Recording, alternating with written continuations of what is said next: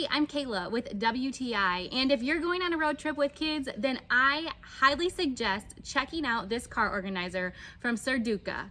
Now, I used this on a recent road trip with my son, and it was amazing. I didn't have to worry about fumbling around looking for all of his activities or trying to get them out of a bag, because everything he needed to access was right here in this car organizer, and it was sitting right next to his car seat, so it was within arm's reach. This thing is amazing. It has two main compartments as well as mesh pockets all along both sides and in the front. I was blown away by how much I could truly fit in here. After gathering all of our activities, snacks, tissues, I put it in here and I still had room to spare. What I really like too is it does have a little buckle on the back which you can adjust in length that plugs right into your seatbelt, so it gives it a little bit more stability in your car too.